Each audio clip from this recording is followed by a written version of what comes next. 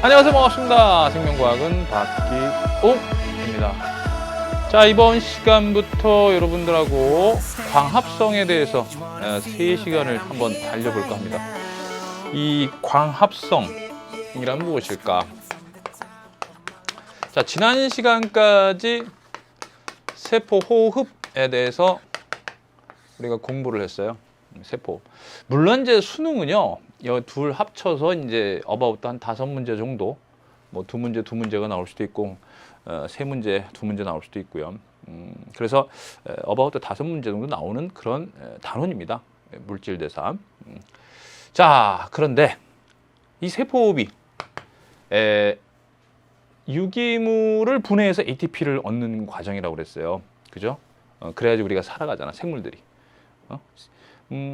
우리만 살아가는 거 아니에요. 사람뿐만 아니라 수많은 동물들, 그다음에 식물들, 그다음에 세균들, 이런 지구상에 있는 생물들이 이 호흡을 해야지만이 살아갈 수 있다, 이런 얘기인데, 그 호흡할 때 필요한 게 뭐예요? 유기물이잖아. 탄수화물, 단백질, 지방 같은 유기물이잖아. 근데 이때의 이 유기물을 이 과정을 통해서 이제 합성한다, 이런 뜻이에요. 광합성이라는 걸 통해서. 빛에너지를 가지고, 그죠? 빛에너지를 가지고 합쳐서 합체도킹 이룬다. 뭐 그냥 제가 써본 한자예요. 알겠죠? 그냥 합칠 합자고 이룰 성자, 합쳐서 이룬다. 자, 그러면 빛에너지가 필요한 단계가 있고요. 빛에너지가 필요한 단계가 있고, 합치는 단계가 있어요. 합치는 단계. 뭘 합치느냐면, 공기 중에 있는 CO2를 가지고 포도당 있죠? 포도당으로 합치는 거예요. 이렇게. 이게 광합성입니다. 자, 여러분들, 이 광합성에 의하면은 정말 중요합니다. 예. 이 광합성 결과 산소가 나오거든요. 이 공기 중에 있는 산소는 이거 결과예요. 이거 없으면 산소 안 만들어지잖아요. 그죠? 그래서 먼 옛날 지구상에 광합성 세균이 등장함으로써 이제 산소가 나타나기 시작했다는 거예요. 예?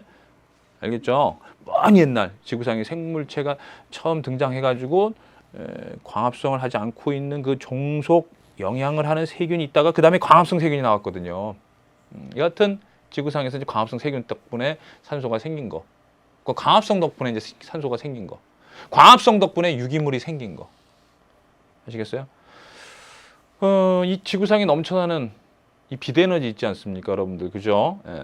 이렇게 하늘을 보면은 이렇게 넘치는 이 빛에너지를 포획을 해가지고 이렇게 유기물에 저장할 수 있는 정말 엄청난 반응이에요. 한마디로 포토신테시스, 광합성에 대해서 이제 얘기를 하려고 합니다. 자, 그러면 광합성은요, 제가 이제 1단원 1강 우리 세포 단원에서도 얘기했다시피 크게 명반응이라는 반응하고요, 암반응이라는 반응으로 나뉜다, 이렇게 얘기했어요. 자, 광합성은 명반응과 암반응으로 나뉜다. 자, 명반응은 빛 에너지를 필요로 하는 반응이에요. 빛 에너지를 필요로 해요. 빛 에너지를 흡수한다. 그 다음에 암반응은요, 빛 에너지는 필요 없어. 하지만 포도당을 합성하는 동화작용이 일어나네요. 잠깐만 암반응에서 동화작용이 일어나, 포도당 합성이 일어나. 자, 동화작용이 일어날 때는 저분자가 고분자 되는 거예요. 저분자가 고분자 되는 거야. 에너지가 낮은 게 에너지가 많은 게 될 때 그 차이값만큼 에너지를 흡수해야 되는데, 이때에 ATP가 갖고 있는 에너지를 이용한다. 자, 이거는 여러분들이 많이 누누이 배웠을 거예요. 누누이. 그죠? 따라서 암반응에서 동화작용을 통해서 CO2, 이산화탄소, 이 공기 중에 있는 이 이산화탄소 있죠? 이 이산화탄소 가지고 포도당을 합성하려면, 즉 동화작용이 일어나려면 ATP가 필요하죠. 그죠? 그 ATP 뿐만이 아니라 여기다가 얘를 얘를 집어 넣어줘야 돼요. CO2에다가 수소 요 전자를 집어 넣어줘야 돼요. 그래서 CO2가 전자 받는다, CO2가 수소를 받는다. 이걸 이제 CO2의 환원이라고 그러거든요. CO2의 환원. 됐죠?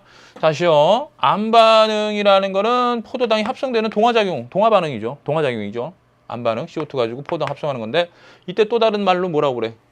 이 과정을 또 다른 말로 CO2의 환원이라고 그러죠. 그러면 필요한 게 뭐냐 하면 다시 차근차근 생각해 보세요. 저분자가 고분자 될 때 ATP 필요하죠? 그리고 CO2가 포도당 될 때, 환원될 때 뭐가 필요해요? 전자 필요하죠. 그걸 여기서 만들어주는 거야. 그걸 여기서. 명반응의 존재 이유는 암반응에 필요한 것들을 만들어준다는 얘기야. 즉 명반응에서 비대에너지 가지고 이걸 가지고 이제 ATP도 만들고 NADPH도 만들고 그 다음에 이제 뭐 O2도 생겨요. O2 산소도 생겨요. 이제. 근데 이제 요게 명반응에서 만들어진 다음에 암반응에서 쓰여요. 왜 쓰이는지 지금 방금 얘기했어요.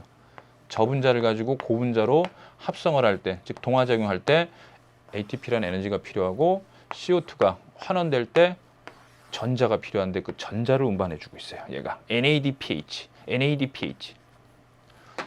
자, 그러면은 광합성이라는 게 명반응, 암반응으로 돼 있고 명반응에서는 비대에너지를 흡수해가지고 ATP하고 NADPH 만드는 것이고 암반응에서는 CO2 가지고 포도당을 만드는 과정이구나. 자, 이게 정리가 되고 있죠? 네. 그럼 장소를 한번 이들이 일어난 장소를 한번 볼게요. 장소 당연히 엽록체죠. 이중막 있어요. 이중막. 자, 외막, 내막. 요거는 뭐 이제 요 반응하고 뭐 이렇게 관련돼 가지고는 뭐 직접적으로 뭐 여기서 명반응, 여기서 암반응 일어나는 거 아니에요. 외막과 내막이 있다. 여기까지 알고 있으면 돼. 엽록체는 이중막이 있다. 이렇게 알면 되고 안에서 이제 막 구조가 있는데요. 틸라코이드라는 게 있어요. 틸라코이드가 이렇게 층층이 쌓여 있는 거를 그라나라고 그래. 그라나. 또 이제 옆으로 가서 이렇게 또 이런 식으로 쌓여 있죠. 그라나. 됐죠? 그라나.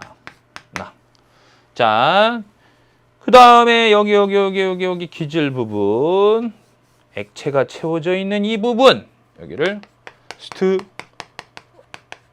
스트로마 이렇게 얘기하죠.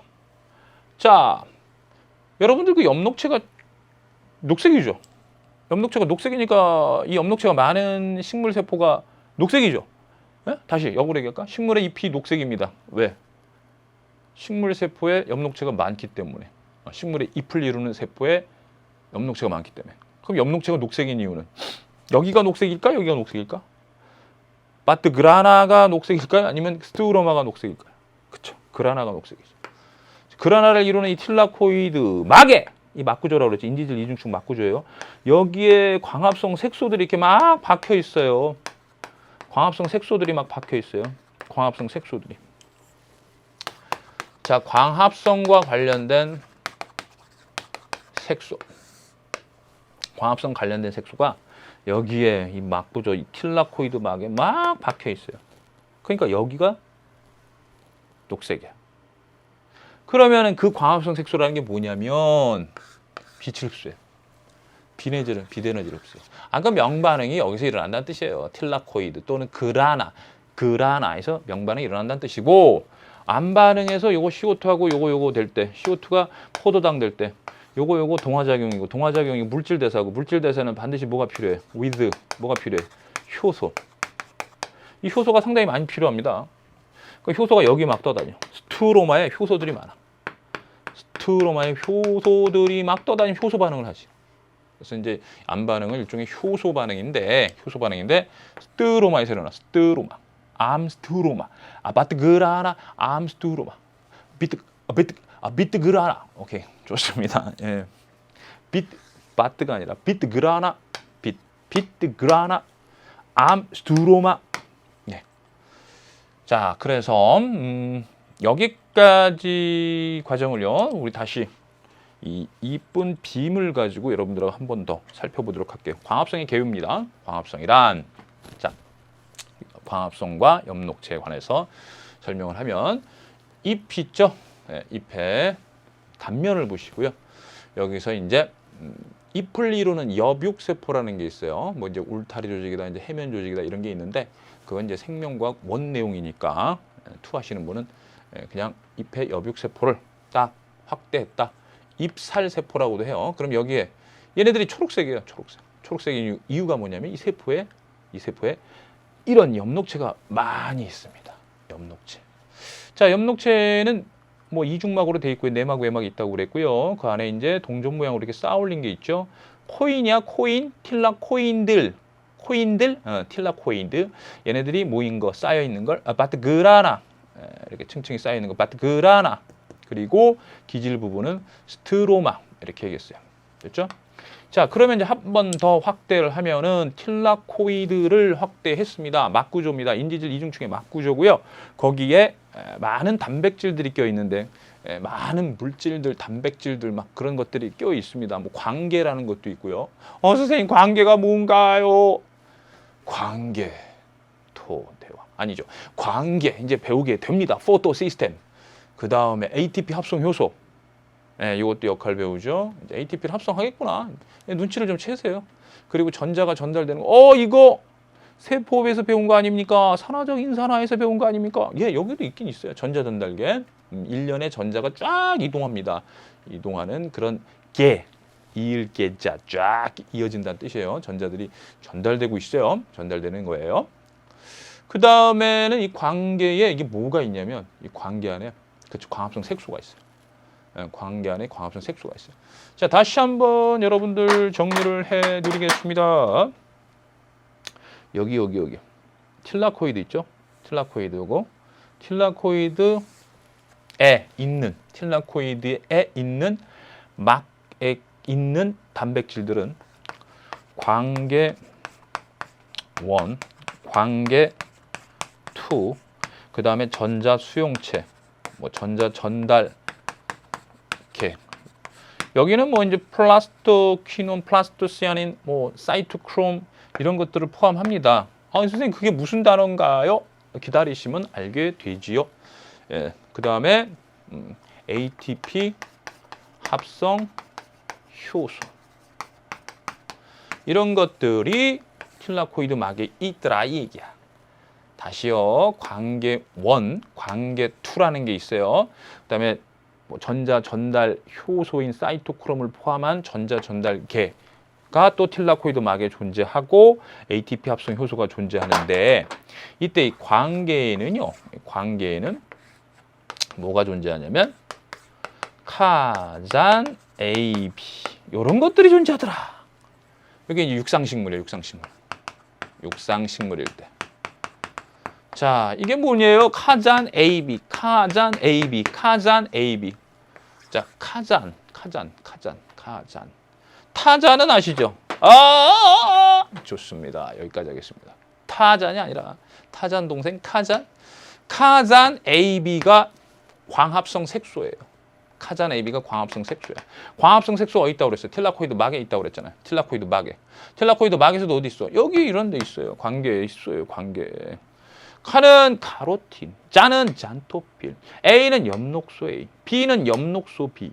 카로틴, 잔토필, 엽록소 A, 엽록소 B, 카잔 AB, 카잔 AB, 카잔 AB, 카잔 AB. 오케이. 자, 이 순서대로 좀 기억을 좀 해주시면 되겠습니다. 이게 뭐라고요? 광합성 색소, 비대에너지를 흡수하는 색소, 광합성 색소. 어디 존재한다? 광계에 존재한다. 광계. 그럼 광계는 어디 존재한다? 틸라코이드 막에 존재한다. 자, 그러면은 자, 이런 색소가 지금 갑자기 궁금해지네. 색소가 궁금해져요. 그래서 우리들의 교재에 73페이지로 살짝 넘어가면은요, 이 엽록소 종류와 광합성 색소의 분리 과정이 나옵니다.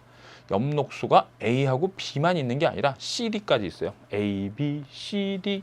자, 광합성 색소인 엽록소가 A, B, C, D. 자, 바다로 가면요, 녹가롱. 자, 이건 이제 생명과학 1 수준에서 말씀드리겠습니다. 이제 2 수준은 이제 뒤에 가면은 분류 있어요. 분류 파트. 원생식물의 분류 파트에서 이제 녹갈구와 흉류 이렇게 나와요. 근데 지금 하면은 여러분들 머리가 아파요. 물론 예전에 해본 친구들이라면 이걸 알지만 지금 처음 하시는 분들한테 이걸 얘기하면 머리가 아파요. 그래서 얘기할래요. 녹갈구와 홍류. 예. 어차피 뒤에 분류 파트에 가면요. 원생생물에서 이제 원생식물과 관련된 거. 원생생물 파트에서 나와요. 이제 원생생물 파트에서 이제 원생식물. 녹조류 뭐 이런 거. 그죠? 갈조류, 규조류, 와편모류, 홍조류, 유글레나류 뭐 이런 것들을 원생생물에 속한다. 그래서 이제 또 이 녹조류, 갈조류, 규조류, 와편모류, 홍조류, 유글레나류인데 요건 이제 그때 가서 기다려. 빠이빠이. 여기서는 그냥 녹가롱 얘만 뺄게요. 녹가롱, 녹가롱. 네. 이게 이제 바다 속에 있는 해조류, 그죠? 선버드, 해조류. 아닙니다. 해조류, 선버드 아니에요. 녹, 깔, 홍.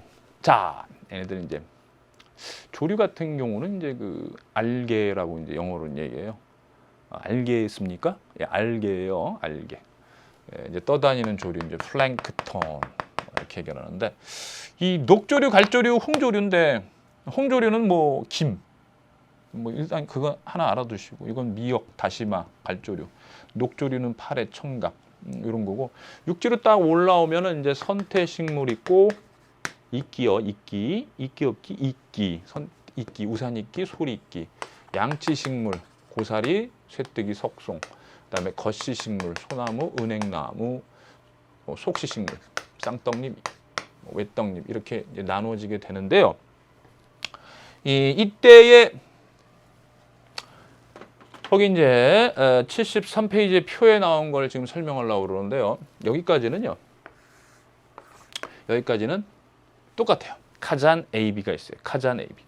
여러분들 녹조류는요 육상식물하고 똑같은 광합성 색소를 갖는다예요. 카잔 AB, 카잔 AB. 소나무도 카잔 AB, 고사리도 카잔 AB, 이끼류도 카잔 AB. 그 다음에 녹조류, 파래, 청각, 클로렐라, 헤캄도 파래, 청각, 클로렐라, 헤캄도 카잔 AB. 녹조류 뭐라고? 파래, 청각, 클로렐라, 헤캄도 카잔 AB. 선태류, 이끼, 소리이끼, 우산이끼, 카잔 AB. 고사리, 쇠뜨기, 석송, 카잔 AB. 겉시식물, 소나무, 은행나무, 카잔 AB. 속시, 뭐 쌍떡잎, 외떡잎. 여러분들 주변에 많은 식물들 잎을 보시면 카잔 AB. 이들이 카잔 AB고 요거는 A 플러스 C. 그 다음에 갈조소라는 게 있고요. 이거는 A 플러스 D 홍조소라는 게 있어요. 이런 차이가 있습니다. 요때 가서 다시 한번 언급할 거예요. 지금은 제가 가볍게 하고 넘어가는 거예요. 요때 가면 이들은 광합성 색소로도 분류하는구나 라는 걸 이제 아시게 됩니다. 일단은 여기까지 요거 카잔 AB. 좋아요. 카잔 AB. 자, 좋습니다. 지금 광합성 색소의 종류가 카로틴, 잔토필, 엽록소 엽록소 B가 있는데 우리 시금치 가지고 그 색소들을 한번 분류해 볼게요. 진짜로. 진짜 시금치라는 이 육상식물에 자, 우리가 먹는 시금치라는 육상식물에 과연 카잔 AB가 있는지 없는지 한번 우리 실험으로 분리해서 확인해 보도록 하겠습니다. 자, 지금부터 광합성 색소의 분리에 대해서 들어갈게요. 자, 여러분들 시금치 잎을 가지고 이제 실험을 한다. 같이 한다고 생각하세요. 여러분들이 이제 교과서에서 실험 내용을 볼 때 남이 한 실험을 여러분들이 그냥 공부한다 생각하지 마시고 그 시대로 돌아가서 그 사람과 같이 실험을 한다. 거기에 동참했다. 이렇게 생각을 해주시면 굉장히 공부가 잘 될 거예요. 효율이 커져요. 그러니까 자, 지금 여러분들이 하고 있는 거예요. 자, 여러분들이 이 실험을 하는데요. 시금치 잎을 가져온 겁니다. 우리 뽀빠이 좋아하는 시금치 잎을 딱 여기다가 넣고 석영모래를 넣었어. 이거 모래? 이거 모래? 그죠? 모래죠. 자, 이 석영모래를 왜 넣었죠? 그러니까 여러분들이 넣었으니까 아실 거 아닙니까? 그냥 넣었어요. 이러면 안 되죠. 여러분들 어렸을 때 그 소꿉놀이 할 때 막 모래에다가 식물 넣고 하면은 그쵸, 초록색이 잘 빠져나옵니다. 잘 으깨어진다. 그러니까 식물의 그 세포 벽 안에 이 세포벽 안에 고스란히 엽록체라는 게 보존이 돼 있어. 그 세포가 이제 그대로 보존돼서 엽록체가 밖으로 안 나오면 그 엽록체에 있는 또는 그 안에 있는 틸라코이드 막에 있는 광합성 색소가 녹아 나오기가 어렵잖아요. 그러니까 이제 잘 으깨어서 찢어주고 하는 거예요. 오케이? 세포벽 이런 것들을 좀 용이하게 이게 파괴시켜서 으깨주는 그런 역할을 하는 거죠. 그래서 안에 있는 내용, 그 색소가 잘 좀 추출될 수 있도록 해주는 거예요. 그래서 석영 모래를 가지고 으깨어준다. 으깨어준다. 됐습니까? 네. 이때 그리고 나서 막 짓이기고 나서 메탄올과 아세톤, 그죠? 이런 거 넣어줍니다. 알겠죠? 막 짓이기고 또는 이제 메탄올과 아세톤 넣으면서 자 그러면 이게 녹색이 돼요. 자 메아리 좋습니다. 메아리 메탄올과 아세톤으로 여기 있는 용액이 이거예요. 그럼 이게 녹색이 된다는 얘기예요. 녹색이 돼요. 자 그러면은 얘네들은 곧 뭐다? 그쵸? 색소 추출액입니다. 다시요. 메탄올과 아세톨의 역할이 뭐다? 색소 추출액입니다. 선생님 왜 물이 아닐까요? 물 아니에요. 물론 여러분들 소꿉놀이 할 때는요. 여기다 물 부어도 물이 녹색이 되긴 해요. 근데 그렇게 많이 녹색이 되진 않습니다. 왜냐하면 광합성 색소는요. 좀 물하고 좀 안 친해요. 좀 지용성에 가까워요. 광합성 색소 분자들이 좀 그래. 예를 들어서 카로틴이 있지 않습니까? 좀 전에 얘기했던 카잔 AB의 카로틴 같은 경우는 우리 사람에게서는 일종의 그 비타민 A예요. A. 비타민 A. 그러니까 ADEK가 아데크가 지용성 비타민이잖아요. 지용성 비타민. 그죠? 물에 안 녹는 지용성 비타민. 물에 잘 안 녹죠. 그러니까 카로틴 같은 경우는 당근에 많이 들어있어요. 당근에 많이 들어있는 황적색을 띠는 그런 물질이기 때문에 이렇게 유기용매를 사용해 주는 거예요. 알겠죠? 유기용매. 물이 아닌 유기용매를 사용해야지 물에 잘 안 녹는 녀석들을 잘 녹여줄 수 있다. 그래서 색소 추출액으로 이 녀석들을 쓴 거예요. 그럼 여기에 이제 색소들이 막 녹아 나왔어요. 와 신난다 하고 이제 녹아 나온 거예요. 그러면 이제 이쑤시개 가지고 이걸 한번 담갔다가 여기다 한번 하얀 종이에다가 크로마토그래피 용지에다가 한번 딱 찍고 하얀 종이에다가 이거 딱 해가지고 한번 딱 찍고 여기다가 딱 이제 해서 야 전개시키자 이러면 안 돼요. 한번 찍어가지고 여기 뭐가 찍혔는지 보이지도 않습니다. 이 색깔들이 나타나게 해주려면 여기 진하게 여러 번 찍어줘야 돼요. 이렇게 담갔다가 또 찍고 또 말리고 찍고 계속해서 여러 차례를 찍어줘서 그 다음 여러 차례 찍은 것을 가지고 여기다 딱 넣습니다. 전개액. 대표적인 전개액은 이제 톨루엔 같은 경우 있습니다. 톨루엔. 이것 역시 똑같아요. 유기용매입니다. 유기용매. 자 그러면 보세요. 원점을 여기다 담그면 안 돼. 원점을 담그면 여기에다 녹아 나와요. 여기에다 초록색이 녹아 나오니까 안 되는 거고. 어바웃 한 뭐 1cm 정도. 자, 톨루엔 전개액으로부터 그 위에다가 원점이 위치하게 하고요. 그다음에 전개액에 담그면 이 전개액인 톨루엔이 쫙 스며들면서 크로마토그래피 용지를 따라서 막 이동합니다. 가자! 하면서 쭉 가요. 가자! 그러면서 쭉 가요. 그럼 여기까지 왔다고 칠게요. 어느 순간에 이제 여기까지 왔어. 어느 시간 흘러가지고. 그러면 생각해 보세요. 톨루엔이 가자라고 할 때 여기에서 나도 같이 가, 같이 가. 그 톨루엔 좋아하는 녀석은 같이 가 하면서 여기까지 오는 거고 카로틴처럼 가기 싫어, 싫어, 싫어. 그런 녀석은 여기 온 거예요. 무슨 얘기냐면 이 톨루엔이라는 전개액과 인력이 큰 물질은 멀리 가요. 톨루엔이 간 만큼 굉장히 멀리 가요.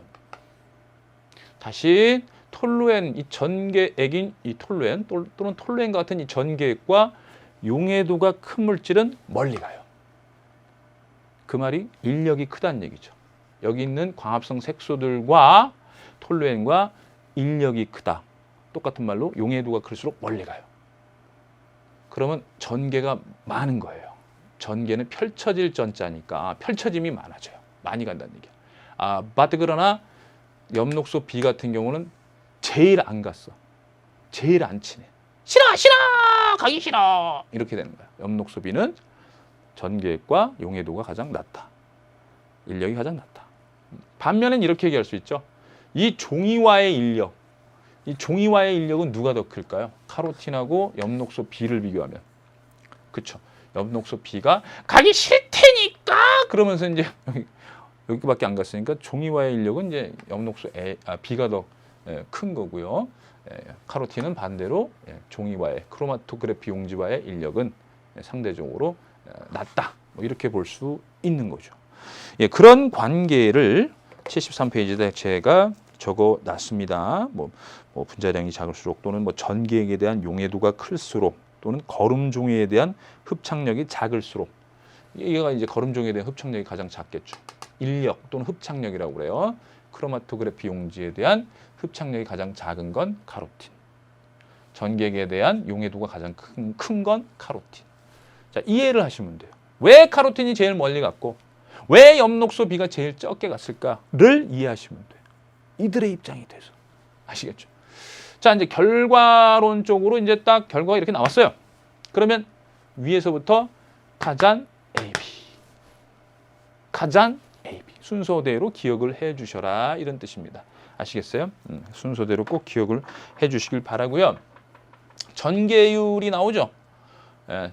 전체 예를 들어서 여기서부터 여기까지가 10cm였다. 10cm였어요. 근데 여기서 카로틴까지가 8cm다. 자, 그러면 보시면 알겠지만 전개율, 카로틴의 전개율은 전체 대한 그 다음에 그 색소까지의 거리가 되는 거니까 10분의 8 또는 0.8 이런 식으로 나타내게 됩니다.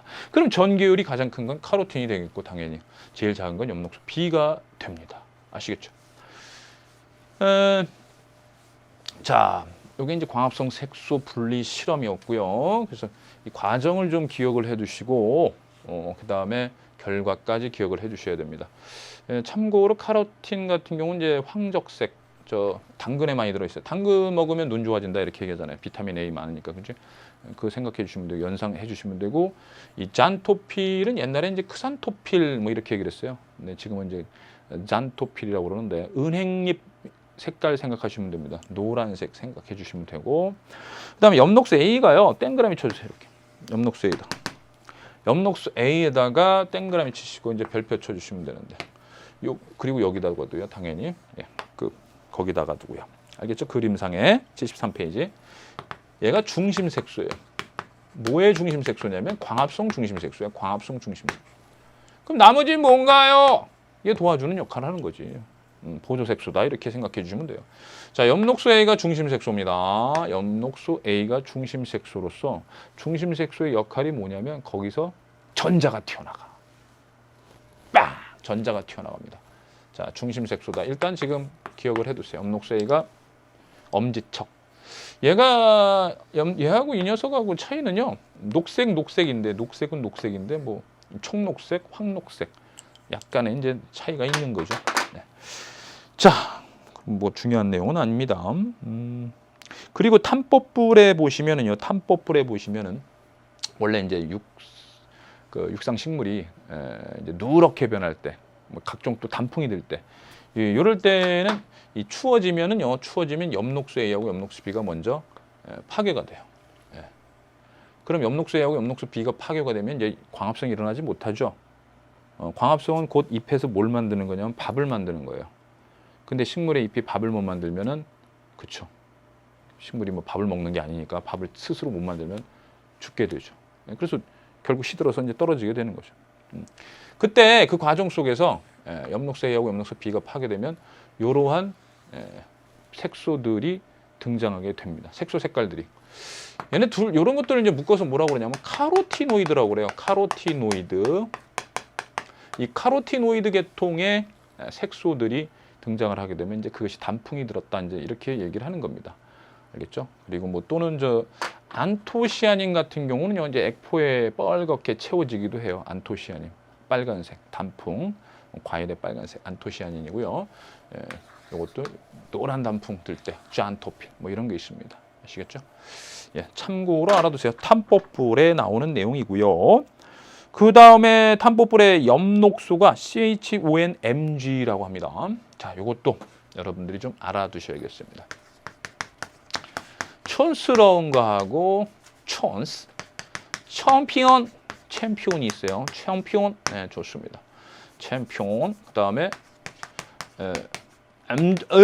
이거 어떻게 읽어야 되나 이거. 촌스럽고 챔피온이고 촌막. 자, 우선 이거는. 자, 여러분들 요거는 뭘까요? 생명과학 2에서 여러분들이 이거 딱 대본에 알아내야 되는데 이건 단백질. 황 들어간 건 단백질이고요. 촌프. 자, 이런 거는 뭐냐면요. DNA나 RNA, 핵산 또는 ATP 이런 것들이고요. 그 다음에 마그네슘이 들어갔다. 그러면 엽록소예요. 엽록소. 자, 엽록소의 마그네슘은 얘하고 좀 다르죠. 얘는 비금속이라고 그래요. 근데 얘는 금속입니다. 갑자기 화학적인 얘기를 좀 하는데요. 예. 어차피 이 생명과학 2가 화학하고 좀 많이 연계가 되죠. 그죠? 분자생물학이나 생화학과 관련이 돼가지고요. 이 금속은 전자를 잃습니다. 이가가 되려고 하는 그런 경향들이 좀 있어요. 금속이라는 건. 그래서 금속 이온이 되는데 이 엽록소에서 전자를 방출한다. 이걸 연상시키기 위해서 제가 말씀드린 거예요. 자, 엽록소에서는 전자를 방출한다. 자, 그래서 중심색소 엽록소에 의해서 전자가 방출된다. 제가 아까 말씀드렸죠. 예, 그런 내용들을 이제 계속 배우게 될 겁니다. 자, 이제 서서히 광합성의 과정으로 달려가고 있지요. 자, 그렇다면은 우리들에게 이제 74페이지에 있는 문제 풀어보고 광합성의 세계로 한번 들어가 보겠습니다. 자, 시금치 등 여육이 부드러운 식물의 녹색 잎을 잘게 썰어서 막자스팔에 넣은 다음에 소량의 석영사, 이거 석영 모래사자예요. 막자로 깬다. 오케이. 메탄올과 아세톤. 자, 메탄올과 아세톤. 이 정도면 이거 거의 비분학 수준인가요? 얘는 깬다. 됐죠? 얘는 깬다. 메탄올과 아세톤은 그쵸? 여기에 나오죠? 여기 색소 추출액이다. 됐죠? 이렇게 연결해 주시면 되고, 톨루엔 또는 에테르 플러스 아세톤, 역시 유기용매죠? 이건 전기액된 거라 미치시면 됩니다. 이렇게 되죠. 바로 이어집니다. 그 다음에 자, 스포이드로 이제 찍어서 이제 떨어뜨리는데 말리는데 여러 번 찍어야 됩니다. 그 다음에 쭉쭉 상승 지점을 표시하고 전개율은 이렇게 된다. 지금까지 배웠던 내용들이 쭉 나와 있습니다. 그러면 1번 보겠습니다. 가해 과정에 석영사를 넣는 이유는 삼투압 때문이다. 자, 오늘 한번 제가 잠깐 좀 웃겠습니다. 자, 말도 안 되는 소리입니다. 아시겠죠? 예. 삼투압 때문 아니죠. 2번 나해 과정은 세포를 고정하기 위해서다. 요거죠. 색소를 추출하기 위한 겁니다. 3번 떨어뜨릴 때는 원점이 커지는 것을 막기 위해서 한 번만, 아니 여러 번 시행해야 됩니다. 4번 전개액입니다. 전개, 펼쳐지게 쭉 색소가 이동하게 하기 위한 겁니다. 아해 과정에서 전개액이 잘 녹는 용액은 전개율이 크다. 그렇지요. 전개액이 잘 녹는 녀석들이 같이 가! 그러면서 전개율이 크겠죠. 멀리 가겠죠. 원점으로부터. 네. 좋습니다. 그래서 5번 답이고요. 넘겨서 76페이지에 이제 명반응, 안반응이 나오는데요. 이 명반응, 안반응이 바로 우리가 광합성에서의 본질이다. 이렇게 생각하시면 되고요. 자, 명반응이 일어나야 또 그 다음에 이제 안반응이 일어날 수 있게 되는 이런 과정들을 제가 이제 광합성의 개요를 통해서 제가 말씀을 드렸어요. 그죠? 광합성의 개요를 통해서 말씀을 드렸는데, 그러면 이제 도대체 명반응이라는 건 뭘까? 즉, 어떻게 ATP하고 NADPH를 만드는 걸까? 비대너지를 가지고 그걸 지금부터 한번 얘기를 해보도록 할게요. 자, 명반응. 우리들의 교재 74페이지에 이제 광합성 과정 실험이 나오는데, 일단 명반응, 안반응 다 끝난 다음에 그 다음에 제가 실험을 따로 정리해 드릴 테니까 77페이지부터 여러분들 펴셔야 돼. 77페이지 내용 아시겠죠? 네, 77페이지의 내용 보겠습니다. 자, 여러분들 엽록체를 살짝 이렇게 한번 제가 그려볼게요. 이중막이라고 그랬죠. 이중막 됐죠? 그리고 여기에 안에 틸라코이드를 하나 이제 딱 확대할게요. 자, 틸라코이드 하나 확대할게요. 됐죠? 네. 자, 그리고 나서 이 틸라코이드가 인지질 이중충으로 되는데 여기다가 이렇게 단백질 뭐 덩어리들 있죠? 이걸 박았어요. 이렇게 또 박고 또 박았어요. 이렇게 됐죠? 자, 가만히 고민을 하는 거예요. 빛에너지를 받아서 어떻게 ATP를 만들까? 빛에너지를 받아서 어떻게 ATP를 만들까?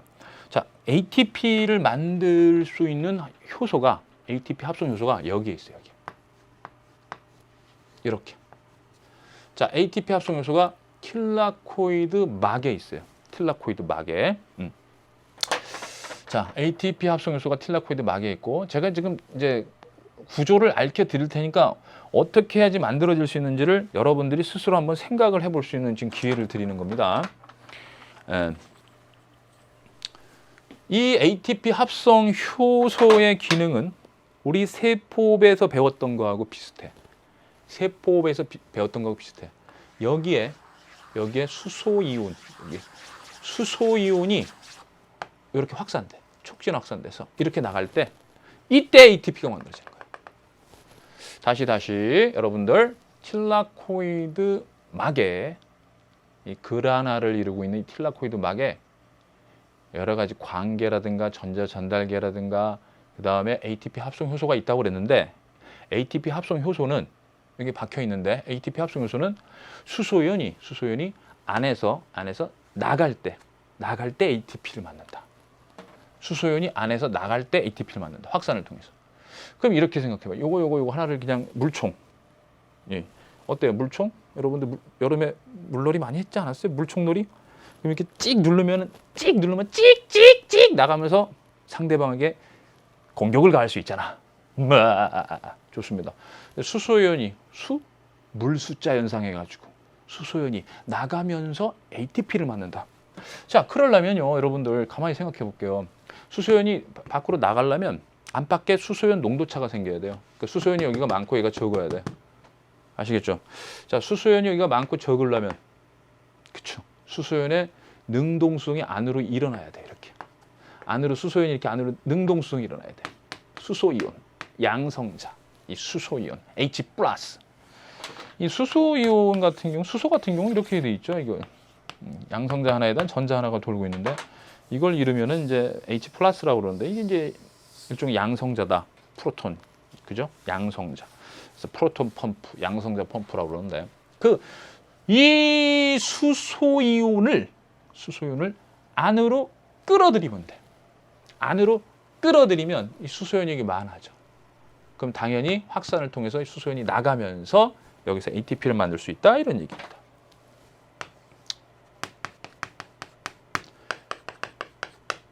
자, 우리가 지금 배우려고 하는 건 뭐냐면요.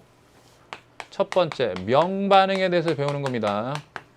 자, 명반응은 빛 에너지를 가지고 ATP와 NADPH 이걸 만드는 과정이라고 제가 소개를 했어요. 이 강의 첫 번째. 그러면 ATP를 만들기 위해서 제가 지금 결과부터 좀 설명을 하고 있어요. ATP가 만들어지게 하기 위해서는 안팎, 틸라코이드 막 안팎에 수소이온 농도차가 생겨서 여기가 수소이온이 많아야 되고 이 안쪽에 수소이온이 많아야 되고 이 말은 뭐하고 똑같냐면 pH가 낮아져야 된다는 뜻입니다. pH가 낮아져야 된다는 뜻이에요. 알겠죠? pH가 낮아져야 된다는 뜻이고 자, 이 수소이온이 많아지고 pH가 낮아지기 위해서는 능동수송으로 끌어들여야 돼. 그러면 양성자를 끌어들일 때 필요한 녀석이 음성자야. 음성자가 어디 있어? 전자를 말하는 겁니다. 아시겠어요? 이 양성자인 수소이온을 끌어들일 때 뭐가 필요하다고? 전자. 그러면 전자가 여기 달리면 돼. 전자전 달리면 돼. 전자전 달린다. 전자전 달리는 게 전자전 달개가 여기 있는 거야. 전자전 달개가. 그러면 전자가 일단 나와주는 게 있어야 될 거 아니야. 그렇죠? 전자 나오는 개가 있어. 포토 시스템. 여기는 광계라고 그러죠. 여기에 광합성 색소가 있어가지고 여기서 전자가 나오는 거야. 우와 시다 나 가자! 그러면서 이제 가는 거죠. 그런데 전자가 아무 때나 그냥 튀어나오나요? 천만의 말씀. 전자가 튀어나오려면 에너지가 있어야 될 거 아니에요. 에너지가. 그죠. 생각을 해보세요. 여기 중심에 이제 핵이 있어요. 핵에 이제 핵이 있어요. 그 다음에 주위에 전자가 돌고 있어요. 전자가. 에너지가 막 오게 되면 전자는 이렇게 들뜬 상태가 돼요. 여기서 돌다가 좀 바깥쪽으로. 그러다가 완전히 전자가 에너지를 많이 먹으면 얘는 완전히 떨어져 나가게 되죠. 그럼 얘는 이제 산화가 되는 거죠. 뭐 이런 식이 되지 않습니까? 그죠? 그래서 전자가 방출되려면 에너지가 들어와야 돼. 에너지가 들어와 줘야 돼. 그래서 바로 무슨 에너지가 들어오느냐면 바로 그쵸. 빛 에너지가 들어오는 거예요. 빛 에너지가 무슨 에너지가 되냐면 전자 갖고 있는 에너지가 되는 거야. 전자의 에너지로 바뀌는 거야. 자, 빛 에너지가 들어오니까 전자가 튀어나오는 거야. 우와, 시단다! 하고 튀어나와. 그러면서 이동을 해. 그러면서 그 전자가 갖고 있는 에너지를 이용해서 수소연을 능동 수송을 하는 거야. 어때요? 괜찮아요? 당연히 이게 명반응인데 지금 설명하고 있는 과정이 명반응인데 빛 에너지 있어야겠죠. 빛 에너지 있어야지 전자가 튀어나와서 전자가 전달되면서 수소연의 능동성이 일어나지. 수소연의 능동성이 일어나면 안팎에 틸라코이드 막을 기준으로 해서 틸라코이드 내부와 스트로마 사이에 수소연 농도 차이가 생기지. 그래서 여기서 고농도고 여기가 저농도니까 고농도에서 저농도로 확산이 일어나지. 그때 확산이 일어나는 장소는 어디라고? ATP 합성요소. ATP 합성요소를 통해서 확산되면서 뭐가 만들어져? ATP. 이렇게 되는 거예요. 그리고 가만히 있어봐. 전자가 지금 이동을 하는데 전자가 여기서 딱 왔는데 여기서 쌓였어. 멈췄어. 그럼 여기 전자가 계속 전자가 정체돼 버리면 차량이 가다가 앞에서 멈추면 뒤에서 차례 이동을 못 하듯이 여기서도 전자의 이동이 멈춰 버린다고. 그럼 당연히 여기서도 전자를 받아줘야 되는 전자를 당연히 받아줘야겠죠. 전자를 받아줘야 돼. 그래서 전자가 이렇게 결국은 최종적으로 누가 받아 챙기냐면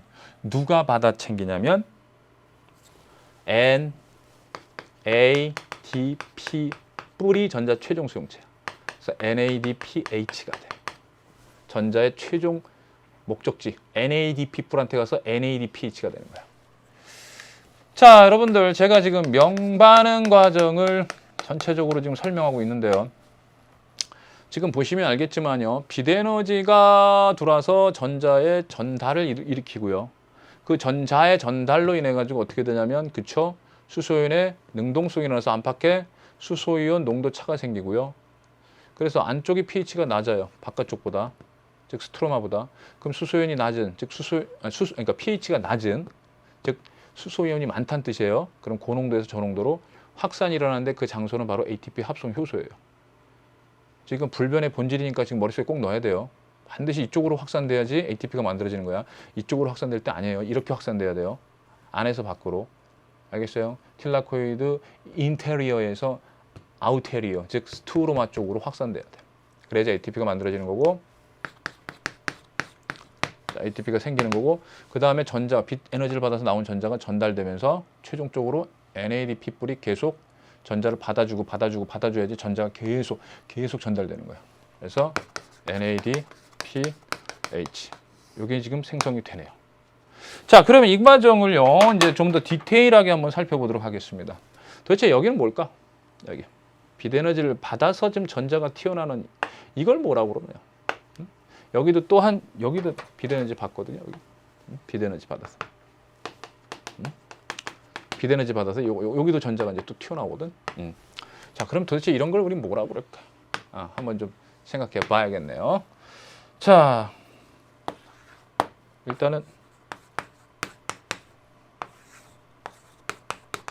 요겁니다. 명반응에서 ATP 만드는 과정을 인산화라고 그랬죠? ATP 만드는 과정이 인산화인데 명반응에서 빛 에너지 가지고 만드니까 지금 광인산화 과정을 설명한 거예요. 지금 광인산화입니다. 빛 에너지 가지고 ATP 만드는 과정을 광인산화라고 그러고 바로 요거 빛 에너지를 받아들이는 장소는 어딘지 지금 그림으로 한번 확인해 드리겠습니다. 자, 여기입니다. 바로 빛 에너지를 받아들이는 그 장소는 포토 시스템, 광계라고 합니다. 포토 시스템, 광계. 자, 광계는요 1도 있고 2도 있어요. 관계는요. 1도 있고 2도 있어요. 관계 1, 관계 2. 자, 관계 1. 도 중심 색소는 엽록소예요. 관계 2. 도 중심 색소는 엽록소 A예요. 잘 보세요. 이 관계인데 여기에 색소들이 있다고 그랬어요. 아까 색소 분자들 기억나시죠? 카잔 AB. 근데 A는 여기에 중심 색소 역할을 해요. 이게 한 쌍이 있어요. 엽록소 A가 한 쌍. 반응의 중심 색소다. 명심해요. 그리고 나머지 색소들은 바로 보조 색소 역할을 하는 겁니다. 빛에너지를 받으면요. 이쪽에 빛에너지가 쭉 오기 전에 얘네들 받으면 얘네들이 빛에너지를 이렇게 야 보내 해가지고 중심으로 이렇게 보내줘요. 얘도 받으면은 보내! 그러면서 중심으로 보내줘요. 물론 너무 강렬한 태양빛에서는요. 오히려 이제 분산시켜주는 역할까지 합니다. 여기 굉장히 강렬한데 여기다가 빛에너지 모아주면 여기가 우와 뜨거워 이렇게 될 수 있으니까 자, 근데 보통은 에너지의 전달이 일어납니다. 빛에너지를 받은 것을 이 색소 분자들, 보조 색소 분자들이 어떻게 돼? 중심 색소, 엽록소 A로 보내줘요. 아시겠죠? 그래서 여기에 이제 카잔 AB가 있는데 여기가 A고 나머지는 카잔 B 뭐 이런 식으로 생각해 주시면 되겠어요. 그래서 보조 색소다. 아시겠습니까? 그러면 여기서 그 에너지, 이 빛 에너지를 모아온 이 빛 에너지 덕분에 엽록소 A에서는 전자가 튀어나오게 되는 거죠. 전자가 튀어나오게 되면 엄청난 에너지 갖고 으아 시단다 하고 튀어나오는데 이 전자 안 받으면 큰일 나. 이 전자를 딱 받아줘야 돼. 그래서 전자 수용체가 있습니다. 여기까지야. 여기까지가 이제 바로 관계에 대한 얘기가 되는 거죠. 자, 그러면 자, 요걸 가지고요. 가만히 있어봐요. 지금 관계 1과 관계 2가 있다고 그러는데 자, 그럼 관계 1과 관계 2의 차이는 뭘까요? 네. 자, 관계 1과 관계 2는요. 이 엽록소 A 있지 않습니까? 엽록소 A에서도 이 P700, P680 이렇게 얘기를 하는데요. 요 P라는 건 이제 피그먼트, 색소란 뜻이죠. 피그먼트 700. 자, 어떤 색소냐면 700나노미터의 파장, 700나노미터의 파장을 가장 잘 흡수할 수 있는 엽록소 A가 여기에 있어. 그럼 여기는 관계 1이 되는 거야. 관계 1. 바뜨그러나 680나노미터. 600 이거보다 좀 짧죠? 680나노미터의 빛을 가장 잘 흡수해. 그런 엽록소 A를 가지고 있다면 얘가 엽록소 A가 680을 가장 잘 흡수한다면 즉 P680이라면 얘는 관계 2가 되는 거야. 숫자 가지고 그냥 생각해 주세요. 700이 크잖아요. 작고 1, 2, 1, 2, 1, 2, 3는 없어. 1, 2 됐죠? 네. 자, 이러한 관계 1과 2의 역할은 무엇이며 도대체 구체적으로 어떻게 ATP하고 NADPH가 만들어지는지에 대한 그 다음 스토리는 to be continued입니다. 오케이, 수고했습니다. 바이바이.